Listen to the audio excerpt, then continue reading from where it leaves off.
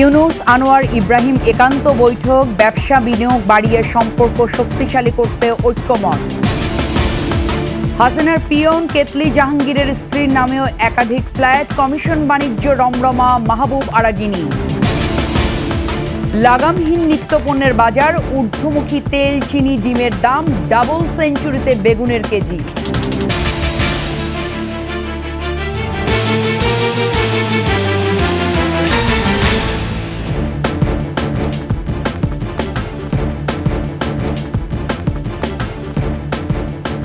শুনছিলেন first security ইসলামী bank PLC সংবাদ শিরোনাম। আমন্ত্রণ ২১শে সংবাদে, আপনাদের সাথে আছি আমি লুবনা রহমান।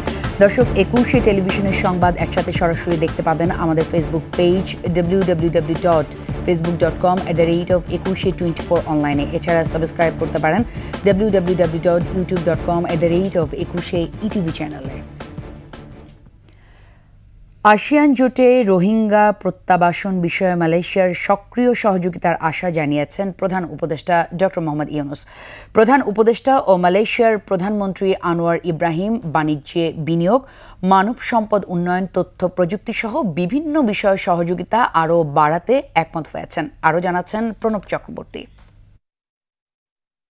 একদিনের রাষ্ট্রীয় সফরে ঢাকা মালয়েশিয়ার প্রধানমন্ত্রী আনোয়ার ইব্রাহিম। অন্তর্বর্তী সরকার গঠনের পর এটিই কোনো সরকার প্রধানের প্রথম বাংলাদেশ সফর। শাহজালাল আন্তর্জাতিক বিমানবন্দরে তাকে স্বাগত জানান প্রধান উপদেষ্টা ডক্টর মোহাম্মদ ইউনুস। এ সময় মালয়েশিয়ার প্রধানমন্ত্রীকে গার্ড অব অনার প্রদান করে সশস্ত্র বাহিনীর চৌকস দল। বিমানবন্দরেই একান্ত বৈঠক করেন তারা। ৫ আগস্টের গণ অভ্যুত্থানের বিষয়ে মালয়েশিয়ার প্রধানমন্ত্রীকে জানান প্রধান উপদেষ্টা। পরে রাজধানীর একটি হোটেলে আবারও বৈঠকে ফ্রি ট্রেড এগ্রিমেন্ট, কর্মসংস্থান তৈরি, ভিসা সহজীকরণ সহ বিভিন্ন ইস্যুতে আলোচনা করে বাংলাদেশ ও মালয়েশিয়া। এরপর যৌথ সংবাদ সম্মেলনে বাংলাদেশের অন্তর্বর্তী সরকারকে সমর্থন জানিয়ে ভরসা রাখেন ডক্টর ইউনুসের প্রতি। আশ্বাস দেন নতুন বাংলাদেশের সাথে দ্বিপাক্ষিক সম্পর্ক নতুন উচ্চতায় এগিয়ে নিতে চায় মালয়েশিয়া।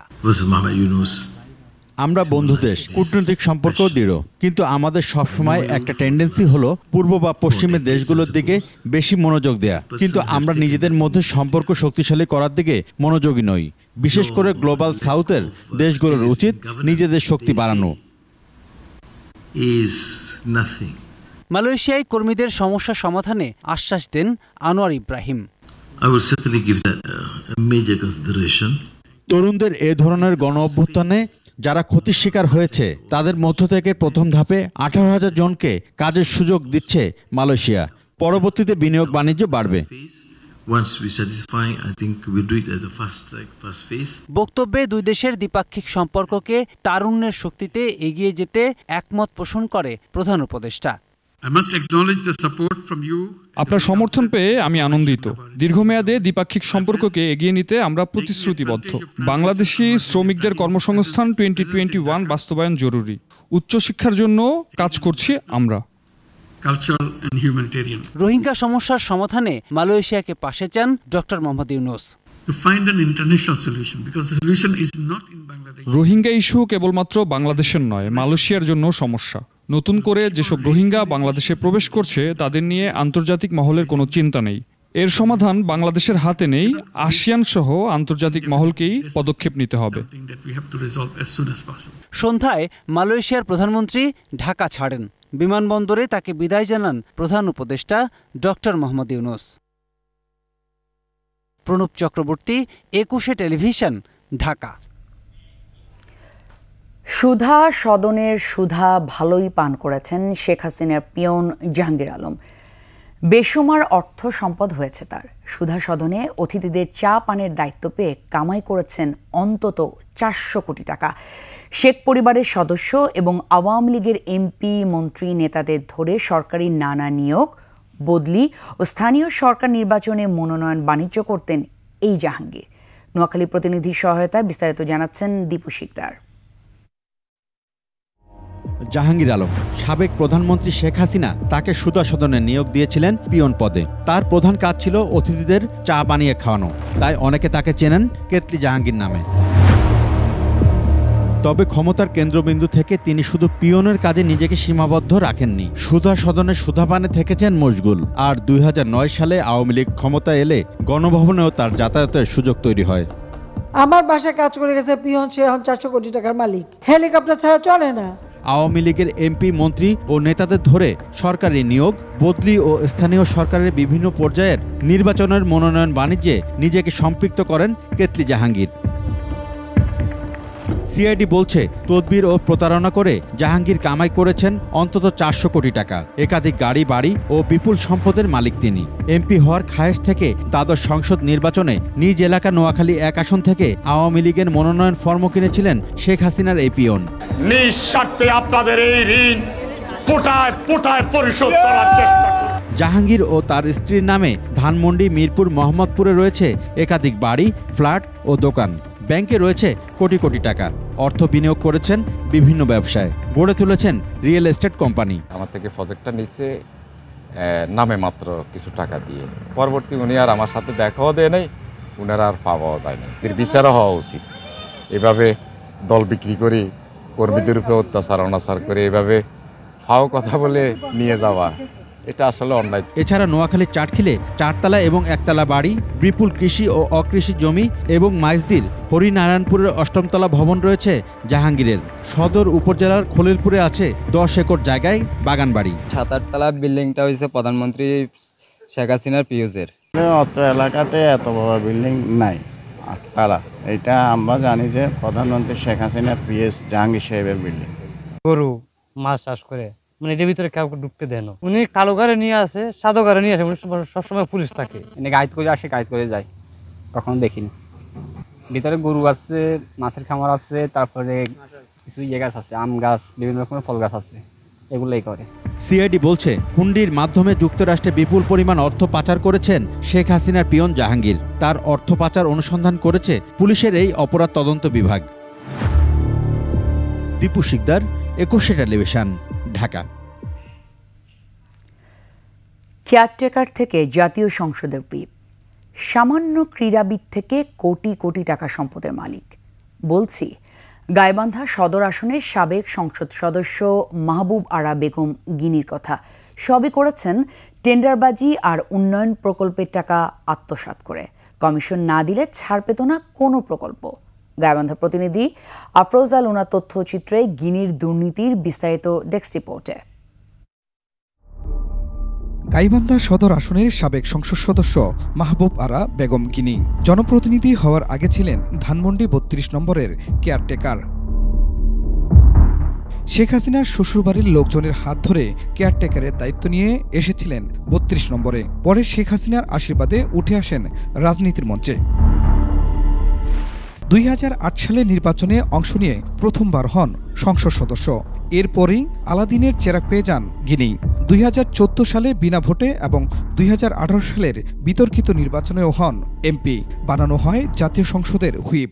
সে মনে করেন যে প্রধানমন্ত্রী একজন বাড়ির গৃহকর্মী ছিল, গৃহকর্মী থেকে সে কিভাবে একজন এমপি হলো এবং সংসদে হুইপ হলো, এটা তো বোঝা যাচ্ছে যে তারা আসলে দেশের উন্নয়নের জন্য আসে নাই, তারা এখানে লুটপুট করে খাওয়ার জন্য আসছে।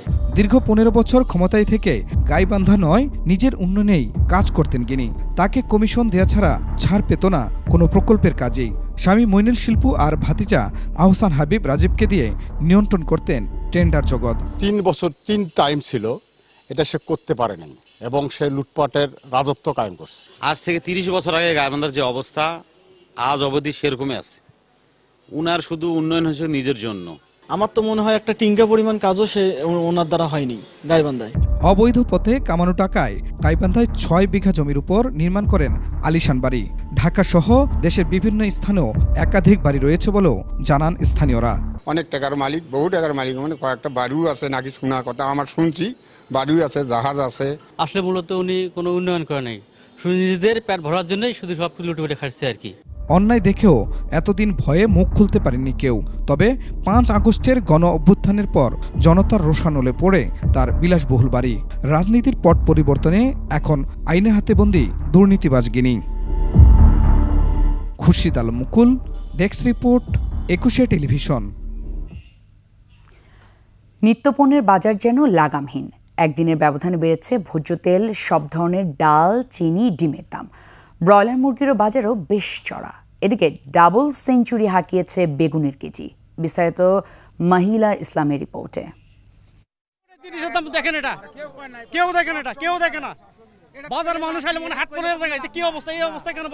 নিত্যপণ্যের বাজার নিয়ে এই ক্ষোভ সাধারণ ক্রেতার। প্রত্যেকটা জিনিস গত সপ্তাহে যা কিনছি তার থেকে ডাবল হয়ে গেছে। আমরা যদি দুটো ডাল ভাত না খাইতে পারি তাহলে কিছু বলার থাকে না ভাই। দেশে চাল, পেঁয়াজ, আলুর বাজার অপরিবর্তিত থাকলেও বেড়েছে ভোজ্য তেল, সব ধরনের ডাল, চিনির দাম। ছোলার ডাল 145-50 টাকা, মুগ ডাল 170 টাকা 80 টাকা। 1 কেজি মোটা ছেলে আমাকে 15-16 টাকা 20 টাকা বেশি দেওয়া লাগতেছে। আমার তো 1 টাকাও বেতন বাড়েনি। একদিনের ব্যবধানে ফার্মের ডিমের দাম ডজনে বেড়েছে 10 টাকা, ব্রয়লার মুরগির কেজি 200 টাকা। গত সপ্তাহে ছিল লাল ডিম 155 টাকা ডজন, এই সপ্তাহে হয়েছে 162 টাকা ডজন। ব্রয়লার পাকিস্তানি এগুলা পার কেজিতে 15 টাকা 20 টাকা বাড়তি। কাঁচা মরিচ ছিল 240, হয়েছে 400 একদিনের ব্যবধানে। মরিচ কম আসছে এতদিন বৃষ্টির কারণে, মাল আসতে পারে নাই, এই কারণে আজকে হঠাৎ করে দাম একটু বাড়ি গেছে। স্বস্তি নেই সবজির বাজারে। বেগুনের কেজি 220 টাকা, টমেটো 200, পেঁপে 90 থেকে 100 আর পটলের কেজি 80 থেকে 90 টাকা। সবজি 1 কেজি 100 টাকা 80 টাকা, এমনিতে কোনো সবজি নাই, কিন্তু দাম তুলনামূলক বেশি এবং সবজির মান অনেকটাই খারাপ। সরবরাহ কম, অজুহাতে মাছের বাজারও চড়া। দাম আমদানি কমের কারণে দাম বেশি। পুঁটি মাছ 400, চেলা মাছ 400, কাজলি 700। বড় মাছের দাম বেশি, জাটকা মাছ বেশি এই বছর। বাজারে আসলে নিয়ন্ত্রণে আনা দরকার। গরু ও খাসির মাংস বিক্রি হচ্ছে আগের দামই। মাহিলা ইসলাম, 21 টেলিভিশন, ঢাকা। একটা বিরতি নিচ্ছি, যখন ফিরছি তখন অন্যান্য সংবাদের সঙ্গে আরও থাকবে। সংখ্যালঘু নির্যাতনে জড়িতদের বিচার চান সনাতন ধর্মাবলম্বীরা, ক্ষতিগ্রস্তদের পুনর্বাসনের দাবি।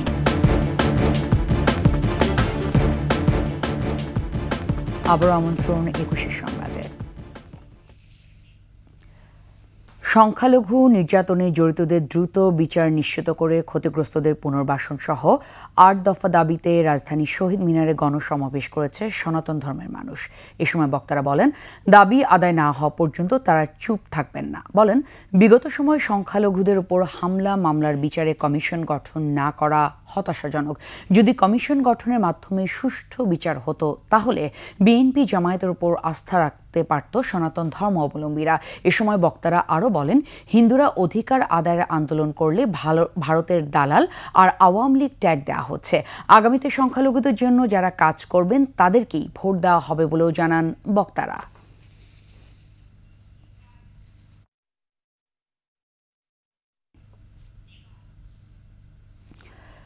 লক্ষ্মীপুরের মেঘনা নদীতে ধরা পড়ছে না আশানুরূপ ইলিশ। ভরা মৌসুমে হতাশায় দিন কাটছে জেলেদের। মৎস্য বিভাগ বলছে, নদীতে ডুবোচরের কারণে বিচরণ বাধাগ্রস্ত হওয়ায় মিলছে না কাঙ্ক্ষিত ইলিশ। লক্ষ্মীপুর প্রতিনিধি জান্নাতুল ফেরদৌস নয়নের তথ্যচিত্রে ডেস্ক রিপোর্ট। চলছে ইলিশের ভরা মৌসুম। কাকডাকা ভোর থেকে মধ্যরাত পর্যন্ত জাল ফেলছেন জেলেরা, কিন্তু মিলছে না আশানুরূপ ইলিশ। গত কয়েক বছর ধরেই নদীতে চলছে ইলিশের এমন আকাল, যা পাচ্ছেন তা বিক্রি করে ট্রলারের তেলের দাম পরিশোধের পর হাতে থাকছে যৎসামান্যই। আবার কোনো কোনো জেলের ভাগ্যে তাও জুটছে না। এখানে মাছ হইতেছে না, মাছ সাগরে আছে, যে জায়গা দিয়ে মাছ আসবে ওইখান দিয়ে বাঁধ পড়ে গেছে। চরাঞ্চল হওয়ার কারণে মাছ উঠতেছে না। এই শটটা যদি গাড়ি দেয় তাহলে মনে করেন মাছটা এই মেঘনা নদীতে আসবে। কম হইলে দাম বাড়তি হইলেও আমাকে পোষে না, যদি মাছ বেশি হতো দাম কম হইলে আমাকে পোষতো। আগের থেকে অনেক ছোট বল মাছের দাম ভালো, কিন্তু নদীতে মাছ কম। ধীরে ধীরে নদী ভরাট হয়ে ডুবোচর পড়ায় সাগর থেকে নদীতে ইলিশ আসছে না বলে মনে করছে মৎস্য বিভাগ। স্রোত এবং বর্ষা এই দুটো সমন্বয় কিন্তু ইলিশের চলাফেরা মুভমেন্টটা নির্ভর করে, আর চলাফেরার ফলেই কিন্তু এটা ধরা পড়ার জেলেদের যারা ধরা পড়ার আশঙ্কা তৈরি হয়। এখন যদি নাব্যতার প্রবলেম হয় অথবা ওই ডুবোচরের সমস্যা হয়, সেই ক্ষেত্রে এটা প্রাকৃতিক বিষয়। দ্রুত খনন করা না হলে ডুবোচর আরও বাড়বে বলেও মনে করছেন তারা। খুরশিদ আলম মুকুল, ডেস্ক রিপোর্ট, 21 টেলিভিশন। শেষ করছি 21 সংবাদ, তবে যাবার আগে ফার্স্ট সিকিউরিটি ইসলামী ব্যাংক পিএলসি সংবাদ শিরোনামগুলো আরও একবার। ইউনুস আনোয়ার ইব্রাহিম একান্ত বৈঠক, ব্যবসা বিনিয়োগ বাড়িয়ে সম্পর্ক শক্তিশালী করতে ঐক্যমত। হাসিনার পিয়ন কেতলি জাহাঙ্গীরের স্ত্রীর নামেও একাধিক ফ্ল্যাট, কমিশন বাণিজ্যে রমরমা মাহবুব আরা গিনি। লাগামহীন নিত্যপণ্যের বাজার, ঊর্ধ্বমুখী তেল, চিনি, ডিমের দাম, ডাবল সেঞ্চুরিতে বেগুনের কেজি।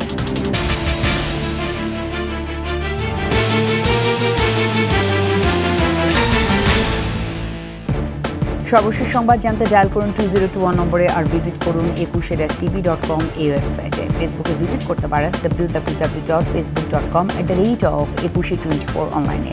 এছাড়া সাবস্ক্রাইব করতে পারেন www.youtube.com/21etv চ্যানেলে। এতক্ষণ সঙ্গে থাকার জন্য ধন্যবাদ। পরবর্তী সংবাদ রাত 11টায় দেখার আমন্ত্রণ রইল 21-এর।